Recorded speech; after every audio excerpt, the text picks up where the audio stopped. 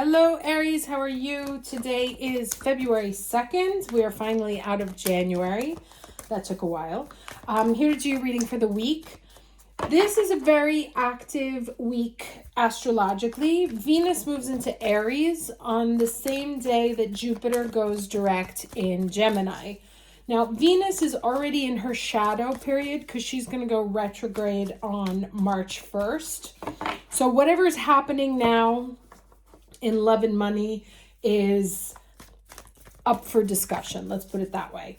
And we started the month off yesterday, February 1st, with Venus conjunct Neptune. Now, there could have been a very, very sweet sort of soulmate-y energy going on yesterday, and it may have led you to some sort of aha situation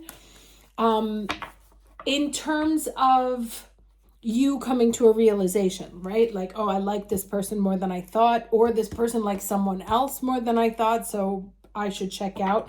But let's say there's like the overdose of love and romantic energy helps you come to some sort of understanding. All right, so let's see what else we have for the week. The planets are kind of playing nice this week, so not too many rough aspects. Of course, what's going on in the world is what's going on. But in the mundane, let's say in our day-to-day lives, things should be relatively quiet. Famous last words. But let's go ahead and get started with the overall energy for the week of February 2nd, 2025. Oh, all right, that is too much. I'm going to take that one. Okay. Oh, interesting. So this is the number 1, the bone collector, right? And the story of the bone collector is that it's kind of like the magician. And interesting, it's right on the 2 there, right? You see how it's pointed there? So this is about new beginnings, about having everything that you need in order to take the next step. Let me see. Sorry, my daughter is in town, so I'm back in my room. I'll try and make these visible. Let's just take a quick look as to if there's anything else in the book here for us to learn. So it says, when the bone collector appears, she's asking you to look closely at your circumstances to see if you're fully present or if you're reacting out of past conditioning and unconscious expectations. Whenever we're wounded, especially when we're young, it's as if something essential is stolen from us. We adapt and accept a particular version of the truth that then sets us up to behave a certain way in the future when faced with a situation that reminds us of the original event. You may feel unworthy or without courage. You may see yourself as flawed or unlovable or expect to be criticized. No matter what your question, the bone collector reminds you that you are powerful being with limitless possibilities.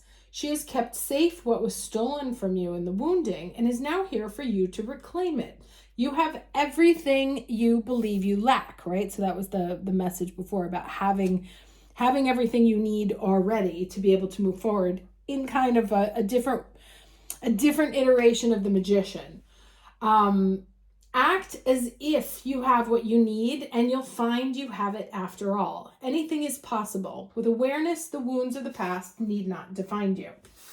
Now let's see what the challenge energy is this week.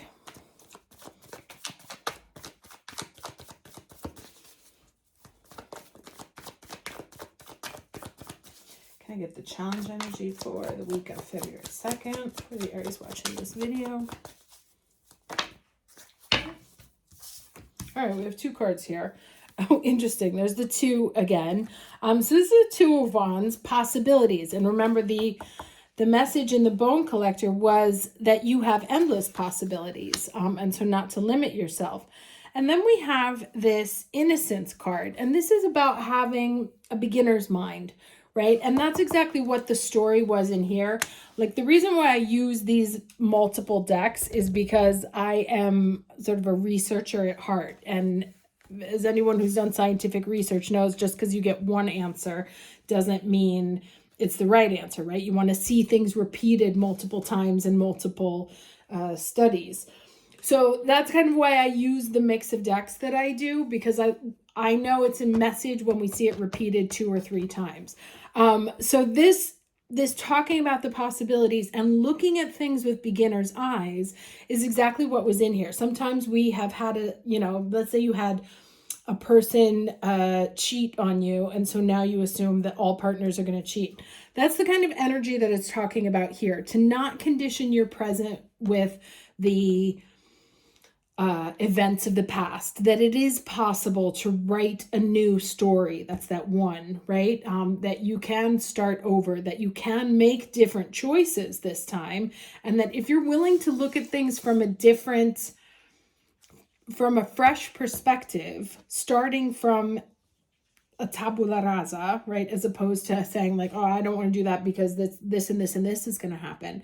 But leaving yourself open to, okay, yes, that did happen that did happen to me in the past.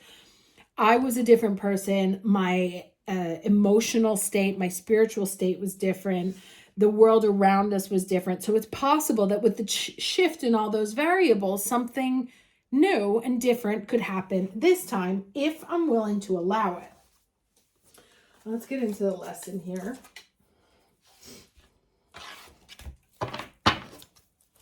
What is the lesson for the week of February 2nd? Lesson for the Aries week of February 2nd. Okay. Faith, right? Humanity and benevolence. Stay calm. Trust the good in yourself and others. See the light in the world.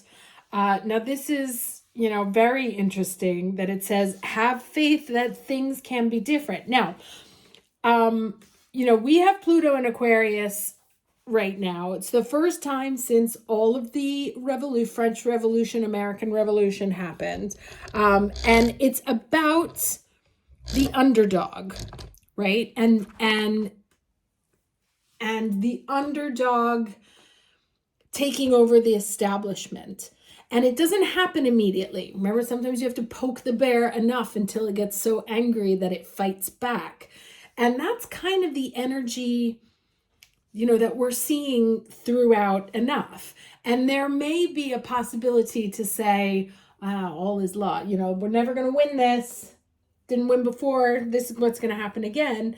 And on a mundane, so global level, and on a personal level, the cards are telling you that just because it was doesn't mean it will be, right? That anything is possible if you leave yourself open to possibilities and you're willing to take the steps towards it. All right, I'm going to take it. So we start with the World card, right? Endings, new beginnings, things shifting, stories coming to a close, new possibilities opening up. 2 more cards, please, for the week of February 2nd.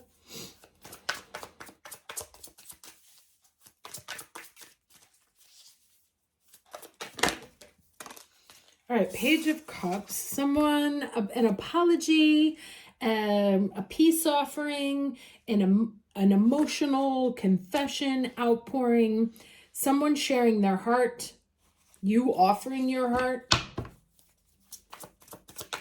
Get one more card. Speaking from the heart.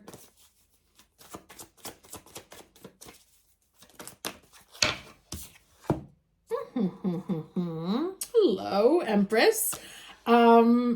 Okay, beautiful cards. The World, the Page of Cups, and the Empress. So, obviously the Empress is about things being reborn. Sorry, I'm trying to get this. There we go. So you have, an old cycle coming to a close, new things beginning, a fresh start, somebody speaking emotions into existence. And this is Venus moving into Aries. Could be bringing someone in, could be bringing someone from the past again, could be an opportunity to take a second look at something. Don't dismiss based on past behavior, right? Now, of course, I want us to be wise, So just because they did doesn't mean they will.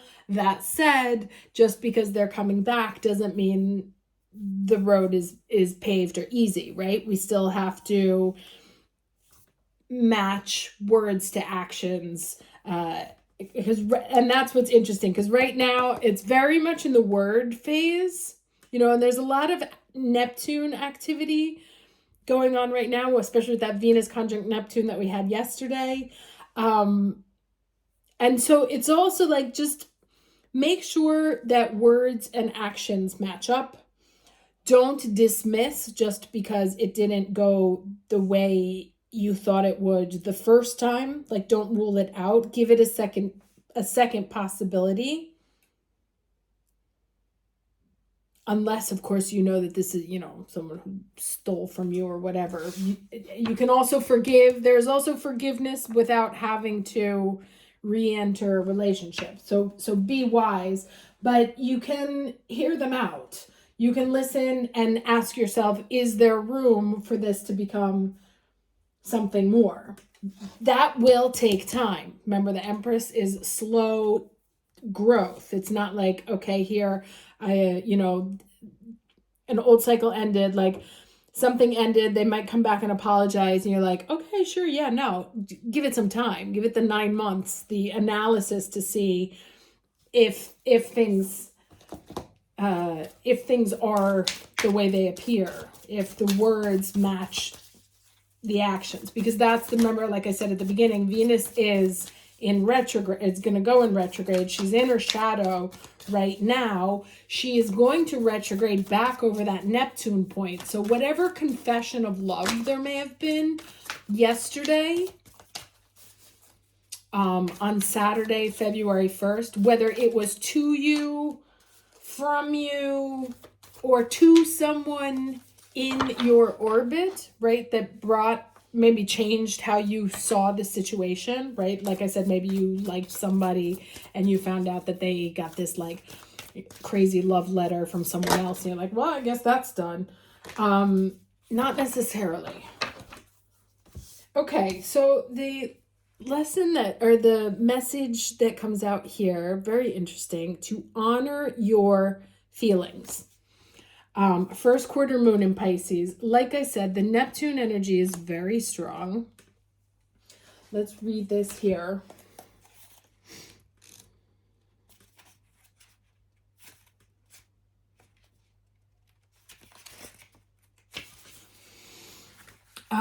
Are you putting on a good front, acting like you're bright and breezy, but hiding your real feelings? Rather than acting as though everything is fine, if you're worried about certain issues, it's best to deal with them.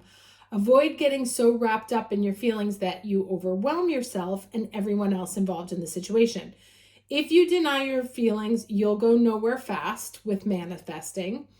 Look at the big picture and use your intuition. Avoid blowing an upset out of proportion, right? So that might be whatever was spoken yesterday, or what feelings were laid bare yesterday or this week.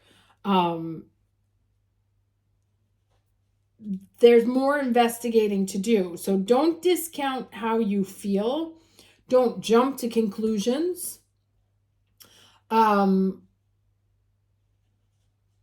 It says, as admirable as it is to live a cheerful and happy-go-lucky life, this card suggests you need to make sure you're not ignoring your emotions.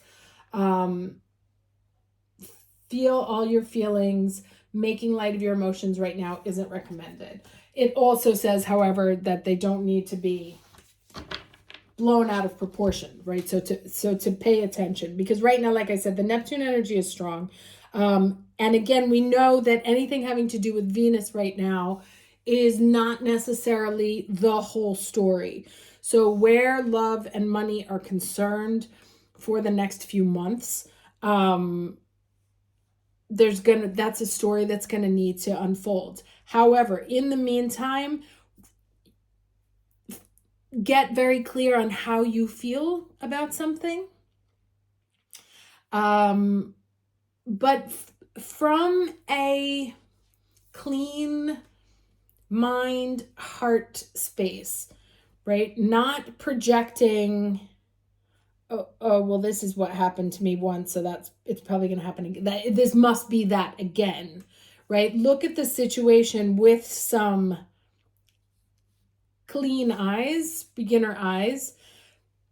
Assume that possibilities are open, and then once you've done that, then you use your intuition and be like, is this something I really want? That was a question that has been coming up in the readings, that sometimes we'll chase things just because, without really saying like, well, I actually do want this, or this person is actually really good for me, or this job is actually really good for me. Like the whole like taking a job because it pays good money, that doesn't usually work out well, because then you get so upset with being there and you don't enjoy it, that it just wasn't worth it in the end. So lots of considerations here, very much about getting in touch with how you feel about things, approaching life with a beginner's eyes, giving things a chance, but keeping, I love that Venus goes into Aries on the same day that Jupiter in Gemini goes direct, because it's like Venus in Aries loves to fall in love very quickly, and Jupiter in Gemini wants to get all of the information, right? So this is one of those things that, yes, feel how you feel, but also do a little bit of research. Don't assume, right? And I started off talking about how I do research, that I need to see things 3 times to know that it's a pattern. Look for patterns in behaviors. Look for patterns in what you want. And then question, is it possible that something new could come? Like, or am I predicting out of past things? Am I giving this a chance? And kind of approach your own love and money situation with a scientist's mind. Just because it happened once doesn't mean it's the right answer. Sometimes you have to see it repeated multiple times in order to know that that's a thing. Okay? Hope this was helpful. And I'm actually going to be posting the reading that I did for the members some time ago about what Pluto in Aquarius means. It's very interesting because it's all about people rising up, getting tired of being taken advantage of. And so I think this is going to be a very interesting 20 years for us. Anyway, I hope you'll enjoy that video. And I'm also going to be putting up the astrology for the month of February, so you can see what those transits are ahead of time and, work with the moons and stuff like that. So keep an eye out for that as well. Okay, have a great week. Take care.